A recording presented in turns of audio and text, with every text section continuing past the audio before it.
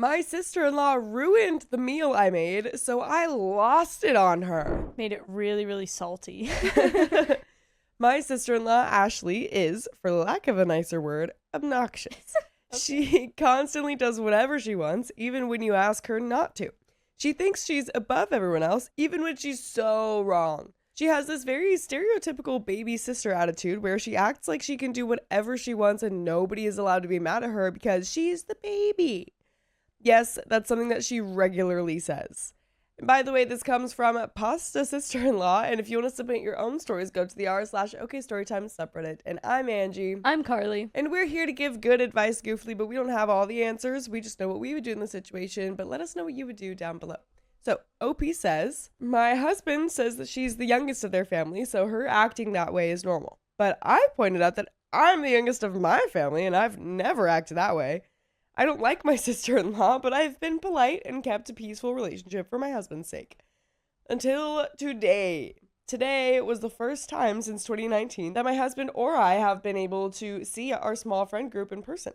We all got our shots 2 months ago and decided to meet up finally for dinner. I cooked while our friends either pitched in ingredients, made appetizers, or brought wine. I made pasta ravioli by hand, which was hard. I made enough for me, my husband, and our friends. But after they arrived and we all caught up while I was finishing the food, sister-in-law showed up. She let herself in and greeted everyone happily. They know her and said hi, but I subtly asked my husband what she was doing here. It turns out he had mentioned the gathering to her and he guessed that she assumed she was invited. I told him to tell her to leave because she can't just invite herself. He said that that would be humiliating for her and asked if she could stay. I was annoyed but agreed. Things were fine at the start. I had a few sips of wine to relax and was about to plate everyone's food at the kitchen island and bring it to them, but I forgot Parmesan, so I went to get it. I heard sister-in-law say she'd help bring the food to the table. I said no thanks and to stay seated. My back was to her, and she said something I missed because of the loud clang of a pot hitting the floor. I heard everyone gasp and closed my eyes. I knew what happened, but I didn't want to look. When I did, I just started crying. Oh no. Hours of work splattered on the floor. Oh, that is heartbreaking. No. Heartbreaking right before you're going to feed everyone. Oh, as someone who can make pasta and raviolis homemade, that takes a while. Yeah. Oh my gosh. Sister-in-law said it was okay. It was, quote, just some pasta. I'll buy more. No. I lost it. I called her a stupid witch who ruined the entire dinner because she refuses to listen. She started boo-hooing and I told her to shut up and leave. She ran out crying and I sat down to cry too. Our friends consoled me and my husband tried to say that I went too far, but our friends told him that he was an a-hole and sister-in-law was in the wrong. They helped clean and we ordered pizza. But after they left, my husband and I were flooded with calls from his family saying that I was a horrible spoiled brat who made their baby cry over some stupid food. Now I'm just crying and feeling like garbage. Did I go too far? I don't usually get so angry or curse. And we do have some comments, but what are your thoughts? So, when you keep in mind the bigger picture of everything, that the sister is considered oh, well, I'm a baby, you can't get mad at me. Yeah. She's definitely super spoiled and For definitely sure. probably needed you to just, someone to put her in her place even a little bit. Yeah. But at the same time, maybe over pasta wasn't the vibes. Yeah. But I also get that that's hours and hours. Yeah. And if she genuinely wasn't listening and just assuming again she'd get exactly what she wanted, maybe it was kind of us not being there in the exact moment. It's hard to be it was or wasn't dramatic, but I feel like you're fine. You're not the a-hole at all. You're definitely not the a-hole, but yeah. But we do have some comments. OP is actually responding to a comment clarifying that this girl is 31, the sister-in-law. He's closest in age to her and puts up with her stuff the least, especially after we got together. I think sometimes his family just wears him down. I don't usually flip out like that. I'm very level-headed, but seeing my hours of hard work dumped on the floor just broke me. Okay, so I guess these are just OP responding to some other comments. More info from OP. Yeah. God, it took so much time. Hand making ravioli is Wow, yeah, because you're probably like folding the pasta and everything. Yeah. I didn't have the word limit to include it, but this is not the first time that she's broken or damaged something because she refuses to listen to those around her. Okay, that is important information. I don't know why she insists that she has to touch everything. Some days I just want to scold her like my nieces and nephews. Look with your eyes, not your hands. Sigh. I don't understand why she was trying to take the whole pot to the table in the first place. I had plates set out to fill and serve everyone at the island. All she had to do was stay seated for once. Which you told her to do. You did. You told her to do it. It was my first time making a pescatarian pasta dish because our friend Jenny doesn't eat any land meat. I was so proud how they came out. The first 10 or so were kind of wonky, but I eventually got the hang of it and was so excited to have everyone try them. I was already annoyed that I was going to have to take one ravioli from everyone so sister-in-law can eat too. Because while I had made about 3 extra just in case, 1 or 2 fell apart or burned or whatever, so it wasn't enough for a 7th person. But then she dropped the entire pot, and I swear if I hadn't started crying, I'd have unalived her. Ugh. Unless she tuned out everyone around her the minute she sat at the table, then no, she knew that the ravioli were handmade. It got brought up a couple of times, and there is an update, but that is a lot of good information. Yeah. She was just, not caring about anything, doing her own thing, and being obnoxious about it. Totally. It's like, it's frustrating because it's like, okay, to give her the benefit of a doubt for a second. Like, sure. Sometimes, that's just a good house guest is to, like, help out, and, you might expect that like the answer is yes, that you can help out, so maybe you just were already on your way to do things, but at the same time it's like it doesn't excuse your clumsiness. If we hadn't had the context of like I told her to stay seated and not touch it and all I had to do was plate it. Yeah, exactly. It's like you were so close. So close. But we do have an update and we're like a little under halfway through this story. God. Okay, let's hear it. Hub said he understands I'm upset that the food was wasted, but he doesn't think that my outburst was warranted and was actually kind of extreme. Tomorrow is his off day, and I told him he's going to be making the dish like I did, by hand and on his own, and then at the end, we'll see if he thinks that my outburst was unwarranted. And we have a second update. Well, hubby made the pasta for the first time today, and it went much like I had anticipated. He was all confident and it'll be easy during the first 30 minutes, but towards the end of the first hour, that disappeared as the burn in his arms really set in from making enough dough for almost 60 ravioli. Wow, she was making the dough from scratch. Yeah. I did not lift a finger to help him knead since I didn't get any help when I did it. After the dough was done and wrapped up in the fridge, he made the filling, which took another 40 or so minutes. Then the dough was brought out and he had to start crafting the ravioli all by hand after rolling the dough out. Lord, that went on for ages. Just rolling some dough out, cutting out squares, filling them and putting the top on, rinse and repeat until the dough and filling was all gone. All in the entire process, from start to finish for him on his own, took a little over 4 hours. And that's with us not actually cooking any of the ravioli.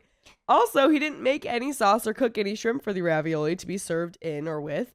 Also, he didn't prepare any salad to go with it. And when I told him this, that there was still more to do, he almost started crying. Yeah, husband. Yeah. I'm honestly impressed that he's at least doing this. Yeah. Like, I'm glad that he's, like, doing this test to see how hard it is. He made it through the first 4 hours, and he's like, okay. We can keep going, I guess. Please. There's more. He started saying sorry at the 1 hour mark and hasn't stopped apologizing since. He only made it an hour? This is so funny. We had a long talk about his sister and the dinner she ruined. The other times she's pulled similar incidents, there's a lot, and how him and his family always let her get away with it. He says he knows how they treat her isn't normal and he doesn't like it, but was raised to just go with the flow regarding Ashley. But he said that he's going to call her and tell her that we need some space from her for now. And we have a third update here, but I love this husband now. This is great. We're good. Now that he's like done the work and he's like, oh, yeah, I'm so sorry. Like, that's honestly so big because if she made Ashley do something like that, she would just be like, no, it's like not that bad. Like, I don't even need to do this. You're being over like ridiculous for making me do this. Like, she would avoid it so hard. 100%. But I can be all for, like, if someone's being really stubborn or, like, really not on your side and they go through it and they have a genuine change and, like, a ton of sorries, like, you're getting, like, a big old apology, a genuine one. That, like, okay, yeah, sure, I'm past it now, we're good. Yeah, no, absolutely. You're chill. You've done the work too. Yeah, because at first I was mad at him for, like, saying she was overreacting, but the fact that he's even doing this is, like, so impressive. Yeah. But we have a third update. Hubs just got a message from his cousin of Ashley laughing and bragging about intentionally spilling the pasta to teach me a lesson for being such a snobby witch. Violence. Now is when I commit violence. Angie's ready. Now. Oh my God. I am so mad at this woman. I did not see that coming. Me neither. Oh my God. But it makes sense because how do you unintentionally spill a giant pot of pasta? That shit's, God. That stuff's heavy. That stuff's heavy. That is insane. I'm mad for you, OP. We ride at dawn. We ride. Just dox her. Dox Ashley right now and we'll get her. Oh my God, that is so insane. A handful of you all thought that she did it on purpose, but I didn't actually think she did until hearing her admit to it. I have never seen my husband this pissed off before. I don't know what's going to happen now. And we do have a fourth update. We're going to find out what happens. Let's just go into it. It's literally like a third of the story left. Oh my God, let's go. All right, update number 4. 3.5 months later. Okay. Here it goes. So, sister-in-law bragged to her and husband's cousin, Brenda, that she ruined the dinner on purpose. Hubby went to confront his family. Sister-in-law denied everything until Hubs played the recording. My God, it's on That's recording. Right. Now she just outed herself as a liar. Husband's got receipts. My gosh. Hubs banned sister-in-law from our house until she apologized to me sincerely and reimbursed us for all the wasted food. Sister-in-law went ballistic, sobbing and throwing a massive tantrum until mother-in-law tried calming her down and scolding Hubs for choosing some floozy over your blood family? Oh my God. That is insane. Hubs apparently flipped and called out his family on their weird babying of sister-in-law, saying that they'd made her into a spoiled monster. This just started a huge screaming match between all of them before Hubs said that he wasn't speaking to them for the foreseeable future before storming out. That's when he called me and told me to block all of his family, and before I could hang up, I started getting tons of calls and texts from all of them just saying the most hateful stuff to me. Oh my God. All of my socials, from my personal Insta to my work email, were bombarded with hate until I managed to block all of them, but it took weeks for them all to stop. The only people in Hub's family who weren't pestering us were his paternal grandparents, his maternal grandmother, a few of his cousins on both sides, and his paternal aunts and uncles. Actually, I think all of the hate was from his maternal side, though not all of them. After blocking them, all things were peaceful until a few weeks later, our friend Kelly's car was vandalized really bad when she stayed at our house for the weekend. What? Okay, well, go to the cops. Yeah, now we're bringing the law into this. Jeez.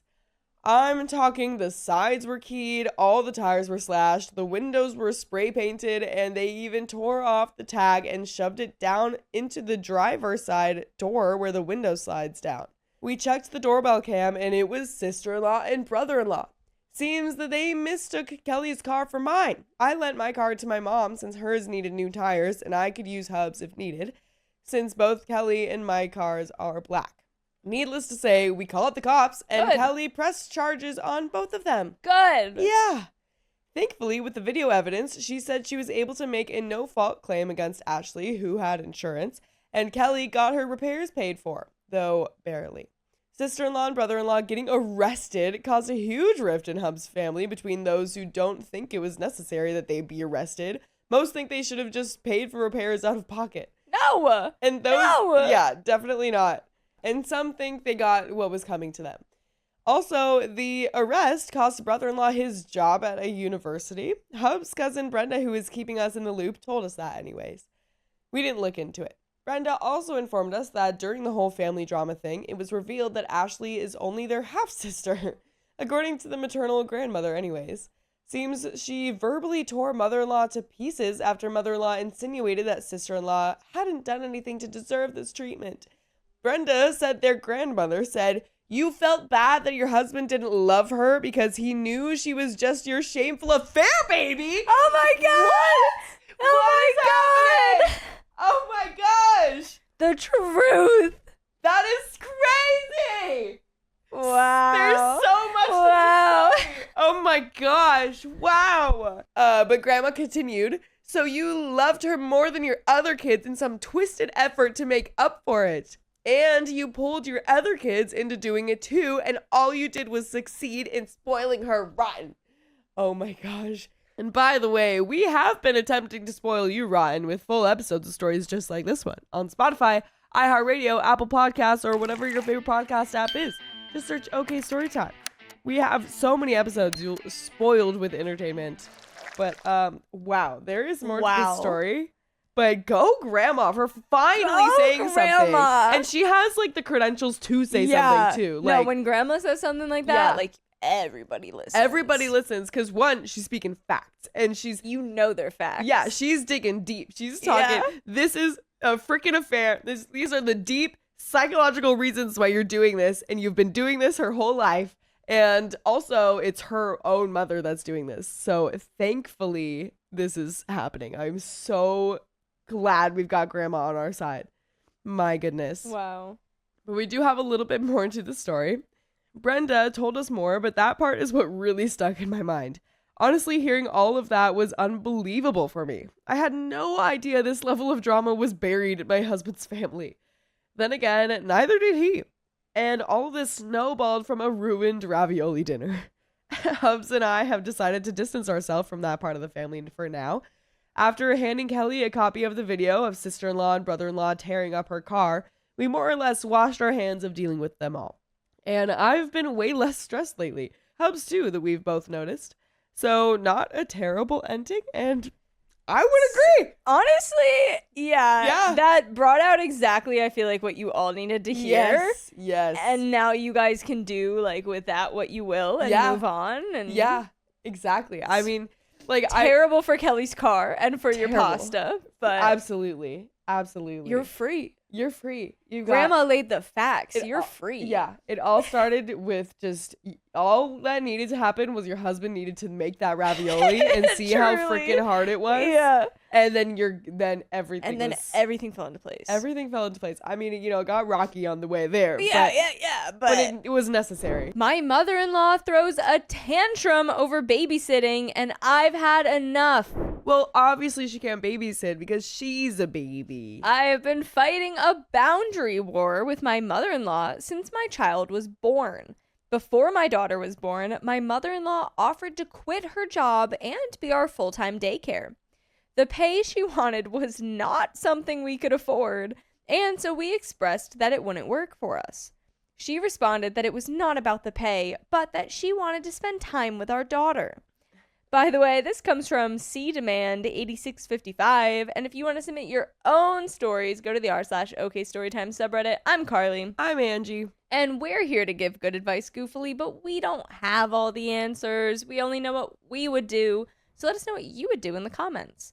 And OP says, she was not in a financial place to be able to quit working, however. The compromise was that she would babysit 1 day a week in our home. We offered to pay for the day, but she didn't want to be paid. When the baby came, I took my 12 weeks of maternity leave. It was magical, exhausting, and really such an honor, as we had to do fertility treatments to have our daughter. So every moment feels extra special. I had some struggles and was diagnosed with postpartum OCD. This was found very quickly, and I was able to get on medication that helps me live a completely normal existence. Once my maternity time was up, the baby went to daycare Monday through Thursday, and on Friday was cared for in our home by my in-laws. Please note, the baby can go to daycare on Fridays, but does not, so they have that time to spend with their grandchild. I am a work-from-home employee. As all work-from-home employees know, this means that everyone you are related to thinks you have endless free time and can work whenever you want. Dude, honestly, I just started kind of working from home, and it's already true. After all, there is no boss to yell at you if you're late, right? Well, my in-law took this to mean they could show up whenever, despite me giving them a specific time. They are consistently 30 minutes to 1 hour late, then want to ask questions and chat when they get here. They also quickly decided they needed to do housework while in my home. I originally asked that they not do that and just focus on babysitting. I expressed that cleaning is an activity I enjoy and like to do on the weekend. Specifically, I stated that I like to do my own laundry. They continued to do housework even after this request, stating it was not trouble at all. They make lots of noise vacuuming, loud music, and banging of pots and pans. My mother-in-law loves to cook huge meals using every dish in the kitchen as a favor to us. One day, I walked down to grab my lunch and found my father-in-law folding my laundry, including my underwear, while my mother-in-law was cooking and the baby, walking at this point, was playing on her own. While she was still being supervised, I was very annoyed that my boundaries were not being listened to and that they were not focusing on the child they were meant to be watching. When my husband got home, I shared my continued woes with him and expressed that I did not think this arrangement was working. By this point, I was seeing a psychologist at least weekly and was not sleeping from the stress of this scenario. He offered to use his leftover paternity leave to stay home on Fridays while they were there to train his parents. I agreed that if he could get them to act in an acceptable form so I could get work done, that it was worth a try. I think family is very important, and it is never my wish to stand in the way of it. I just need to be able to get work done. That solution did seem to help for a while, but as his paternity leave started to dwindle, so did my mental state. While things had improved, boundaries were still being pushed, and I still did not feel comfortable being able to work in the house. Things were quite heated between my husband and me during that time. He argued that I wasn't seeing the value in family time and that it was saving us money, $40 a week. I argued that he wasn't valuing my mental health. We went round and round in circles, both of us unable to see the other's view. Finally, with the help of my therapist, I decided that I needed to figure out what I could control in the situation. I could control where I worked, so I found a co-working space in town that cost $100 a month. Please note that our savings from having in-laws watch our child is $160 a month. My husband and I split daycare cost, meaning my share of that would be $80 per month. So essentially, I am personally paying an extra $20 a month to leave my comfortable home office, drive across town. Not ideal, but other than this situation, my husband and I get along perfectly well. I figured $20 is a fair price to pay to keep the peace in my marriage. This arrangement has worked for a while. For the most part, I can work from my office with no trouble. I'm gone by the time they get here and return at the end of my work day. I'd still be slightly annoyed when I would come home to my home rearranged or food I had planned to make already cooked a different way, but I would be keeping the peace, and that was worth it. However, I only get so many hours of private office space and only have 2 screens instead of the 3 I have at home. Usually I can work with this, but I've been on a new project that requires both of those things. Today, I received a text from my mother-in-law asking if she should come over at the normally scheduled time, noting that she never makes it by that time. I texted her back to let her know it wouldn't work out for her to babysit tomorrow, after checking with my husband to confirm that was okay. Please note, I have done this before when one of us had a doctor's appointment or a day off on a Friday. My therapist has me working on not explaining my actions, so I kept it vague. It doesn't work without a specific explanation. She proceeded to call me. I answered. We covered a few major points during this call. I expressed that it is hard for me to focus on work with my daughter home, and that I have a lot to get done this week. She cannot take my daughter elsewhere to babysit her. While we often drop her off at their house and don't have an issue with her being watched somewhere safe, we don't like her out on the road with other people, because really, why does she need to be? Their home is much farther away than daycare, so driving her there isn't a reasonable solution. My husband will be gone this weekend, and I have other plans. My plans were near her home, so I said if it worked out, we would stop over, or if it didn't, we could all go grab dinner together next week. We passed recipes back and forth, which is something we do to bond with each other as we both love food. I felt this was good as it seemed to get us both in good spirits. I was happy that I was able to find a way to communicate my need for a calm work environment and figure out how to still have family time. Again, what I felt was a good compromise. 30 minutes later, I got a text from my husband saying his mom called devastated. In her words, she had been banned from watching our daughter ever again and that she wasn't allowed to drive her. She also said that I stated I was too busy to see her over the next week. She expressed to him that I was taking her light, my daughter, away. I quite frankly lost my mind. I told my husband that his mother needs to learn to respect boundaries and that all of this was getting out of hand. I did not say any of these things to her, and this is basically a tantrum because she did not get her way. But even if I had, why would she try to get him and me to get in a disagreement over it? His mother had requested a family meeting to discuss the scenario, and there is a strong possibility that I will not be able to remain calm any longer. So before this meeting, I need to ask, am I the a-hole? And we have update and answers to questions. But what do you think? I mean, I don't think you're the a-hole. I mean, I think, like, if you have these boundaries, I mean, because we hear so many stories. Like, I'm not a mom, okay? But we hear a lot of stories about new parents where the mother-in-law is, like, crashing. And they're just taking over and crossing boundaries and stuff. And I think that's perfectly normal to not be okay with that. Yeah. You just had a baby. This is a new time, new life for you. You're going to need to adjust and have your own ways. Yeah, I would agree. I could understand wanting your laundry not to get touched. Totally. You got a system for that. Yeah, I like my system. Exactly. Update and answers to questions. The family meeting. I got a lot of comments saying that we should not have a family meeting. But I believe there is some relevant history here. My husband and his family have had this tradition of family meetings since he was a small child. They allow anyone to bring up their thoughts uninterrupted and then allow everyone's voice to be heard. My husband is an only child, and they do not have any nearby relatives. We are their health care proxy, and these meetings have been used to discuss their health. They are not something I would wish to end because they are actually quite a healthy form of communication. They have, in fact, helped with boundary setting in other areas of the relationship.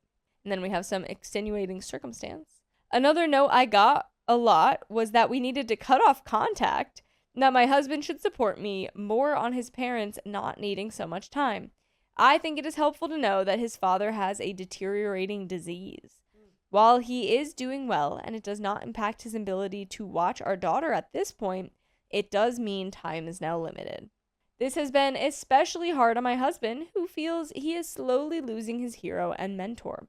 It creates a different dynamic for why he puts emphasis on wanting our daughter to spend time with her grandparents. Multidimensional characters. I fear that there has been some stereotyping of each of us, which is understandable, as a decade of dynamics cannot be represented in a single post. So to ensure I am not misrepresenting anyone, I want to give some more context. Mother-in-law. My mother-in-law is not an evil House of Mouse character. While she does push boundaries more than she should, she is not mean-spirited. She is honestly someone I look up to in many aspects of life. She is a girl boss who got into leadership in a male-heavy career path and helped others to do so. I often attribute her pushiness to that. She also has a big heart and took in many of my husband's friends who had poor home lives. She collected donations for the homeless, not for praise, but because she thinks it is the right thing to do. She is also a woman whose partner and best friend of multiple decades is slowly slipping away from his disease. It is also important to note that my husband and I are high school sweethearts. She did quite literally watch me grow up. She is fond of me, and I am fond of her. This is not the typical mother-in-law is jealous of the wife scenario. When she introduced me to people, I am her daughter, not her daughter-in-law. My husband is also a more dimensional character than I was able to capture in the original post.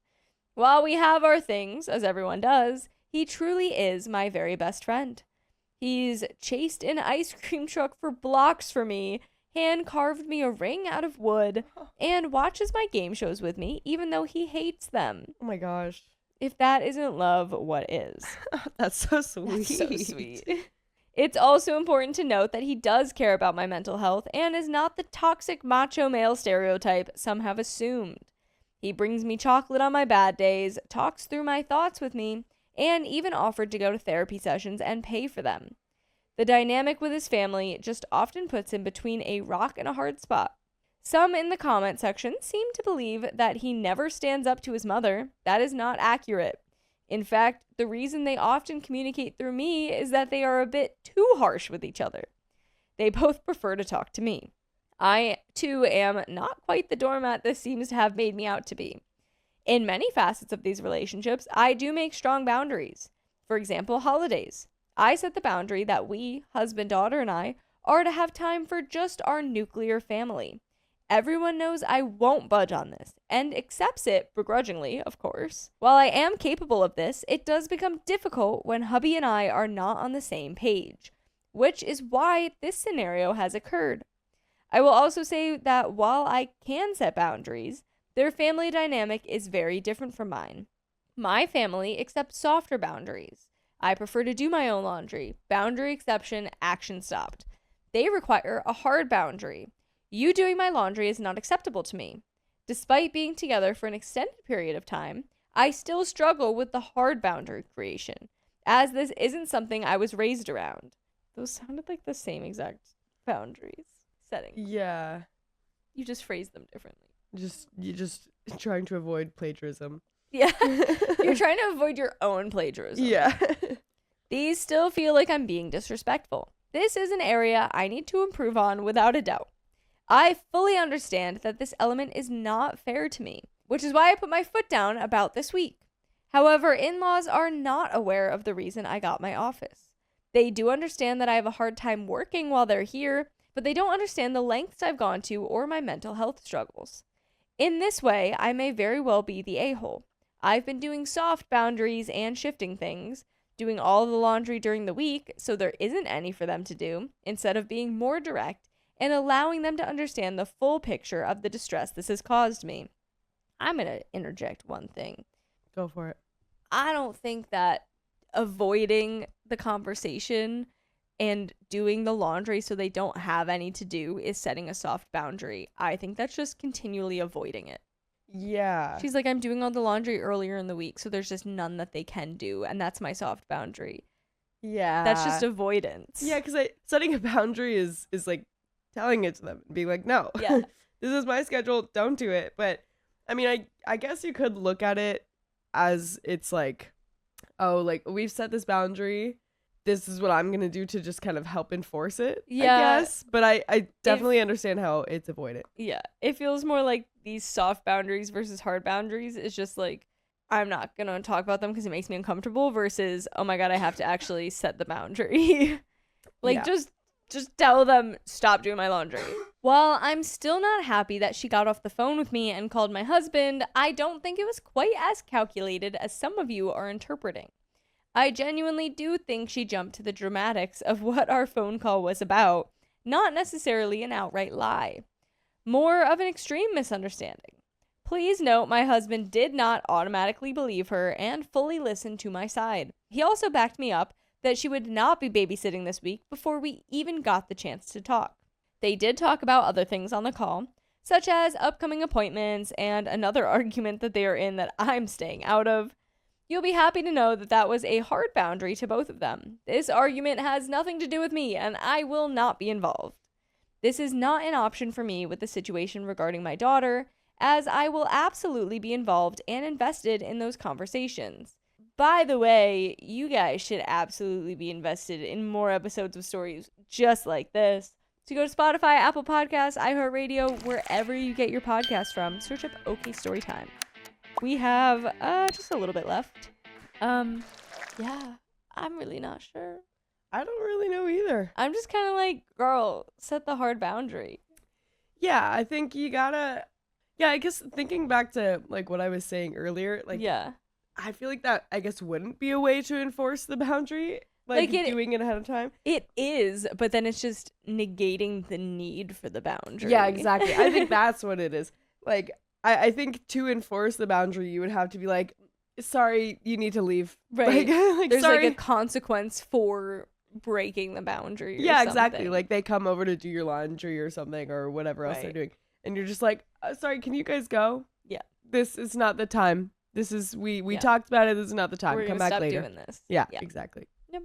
Which I know is a little bit harder because you're watching the kid. But Totally. It's like, stop doing this. Go play with the kid that you're here to babysit. Yeah. And it's stressful because it's like you could like be, it's stressful because that can cause conflict. And that's like the reason you would want to avoid it. But you just have to just say it matter of factly. Don't bring anger into the situation. No, a matter of fact boundary, straightforward. Yeah, exactly. I have no desire to go no contact with my in-laws. While this situation has been incredibly stressful, I do believe they are good people who mean well. I do think I have learned I need to stick up for myself a bit more. I also think my husband and I need to work on being a united front where she is involved. He agrees, and we are working on that. The family meeting will happen. As I previously stated, I do believe it is a good tradition that will only grow more beneficial over time. I plan to put it all out there so they have the clear picture. And that is the end of that story. Okay. Yeah, do that. Put it all out there. Tell them. Exactly. I also agree that being a united front in that sense is a good idea, especially since it's his mom. Yeah, like you'll definitely... he's on your side about it. Yeah, so, all you need to do is have him stand up with you. Yeah. He probably has more power in that situation. There you go. Yeah, but... yeah, I think you've handled it well. I think you're on the right track. You know what you need to do. Yeah.